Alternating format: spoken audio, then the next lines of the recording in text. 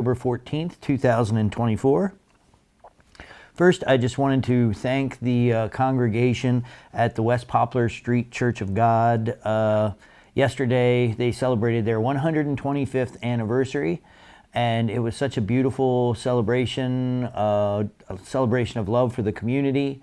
And if you don't know, because West Poplar is a one-way street kind of out by Richland Avenue, many people may not know the church was there. I didn't know for many years that the church was there. And but it's just a wonderful little place with a great congregation. So maybe if you live over on the west side, over by CVS, you can pop in there on a Sunday. They have services. They have services in English. Then there is also a Spanish-speaking church that is in there later in the day on Sundays.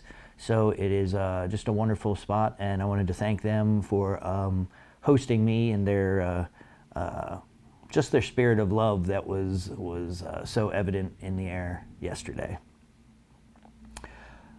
Today is Indigenous Peoples Day and Columbus Day. I think it's appropriate that we talk about both of them. You know, one major thing, and I've talked about this in past years, but I'm going to keep repeating myself because this is very important. Columbus Day wasn't created to celebrate the overthrow and the killing of indigenous people by Europeans coming over here. It was actually created because new immigrants were being killed here in the United States, particularly Italians. There was an anti-Catholic sentiment back then.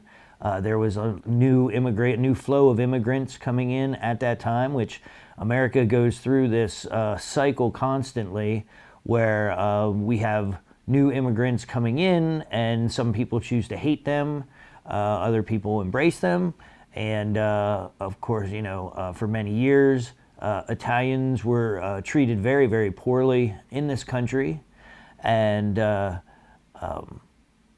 one of the things that happened was in 1891, down in New Orleans, there was the murder of a police chief.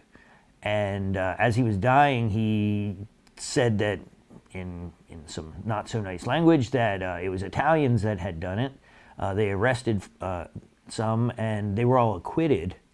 So some people, with the backing of the local media as well, inflaming people, they lynched 11 Italians, whether they had anything to do or were near the site of the slain police chief. It didn't matter. And so this actually created an international incident, and President Benjamin Harrison looked to see what they could do, and being that it was the 400th anniversary of the Europeans saying they discovered a new continent, or two new continents, they utilized this Italian-born explorer to try to show that Italians were strong Americans, that they were, you know, that without Italians we would not have America. This was the intention of Columbus Day, and I hope that that is not forgotten, because we have to find a way, as a person who also lived among the indigenous people of this country, it is absolutely right and appropriate that we celebrate those cultures, the genocide that occurred over 400, 500 years. And if you look at the conditions on some of the reservations right now, you would say that they are still some of the most abused people in our country by our government and by the system itself. So it is appropriate, absolutely, to celebrate the original people of this continent. But at the same time, we should try to remember and see if we can separate the respect for Italians so that they may have a day, and separate that from what some of us now see as the exploitation, murder, enslavement of the original people of this continent. So I hope maybe we can make room for both, because everybody deserves to be celebrated, but at the same time we should not be so happy with ourselves maybe about some of the ways that this country came to be, including the dismissal of the existing cultures, the enslavement and murdering of the people that were here before us. So let's see maybe we can have some dialogue, and maybe we can talk about ways that we can celebrate both of the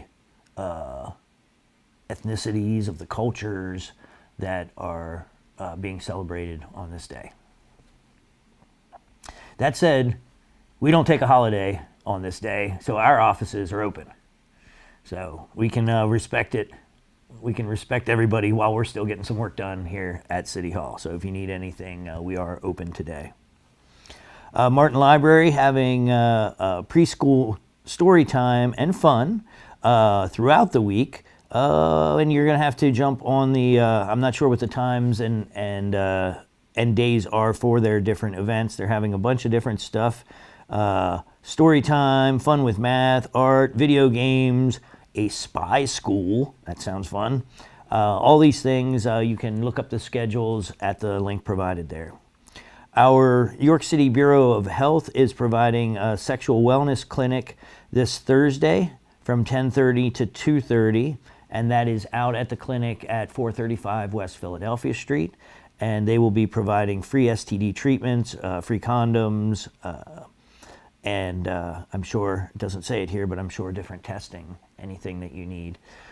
So please, that is Thursday, 10:30 a.m. to 2:30 p.m., 435 West Philadelphia Street. The Human Purple Ribbon for awareness of domestic violence. So this looks very interesting.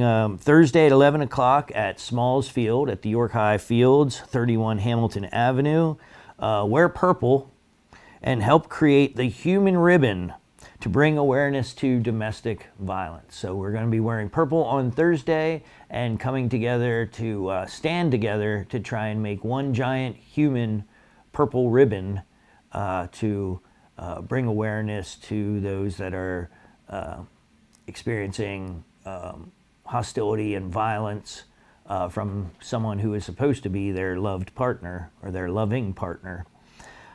So please come and join us for that if you are available, Thursday at 11 a.m. at Smalls Field. And Friday, we have the WECO Third Fridays. These are going great, and if you haven't been out, we have so many new gallery spaces just west of the Codorus. Ophelia Chambliss is transforming spaces, so if you need a studio or want to come out and see the galleries, and of course there are more offerings at Gather for coffee and snacks and all kinds of things to do out in the WECO district. Skill at the Plate. Good stuff going on there. 5 to 9 west of the Codorus. Music, art exhibits, food, and more. Tot Rock is Saturday at the Appel Center. I love these things. Getting the little kids together and having them just go wild on musical instruments and maybe find some influences that they may cherish through their entire lives. So bring your little tots out for Tot Rock at the Appel Center Saturday at 10 a.m. And finally, one of my favorite days of the year is the 50th annual Oyster Festival for the York County History Center, and that is going to be down at the Colonial Complex, so Pershing and Market Street, but there's going to be activities all around that area, and the food is just absolutely amazing, and this is one of the ways that we can help support our wonderful new York County History Center. If you haven't been in yet, this is the perfect opportunity. Make sure you get in there because it's a completely different kind of museum when it looks at our history. And It does a much better job than I've seen in many museums of telling the stories instead of just having series of artifacts to look at.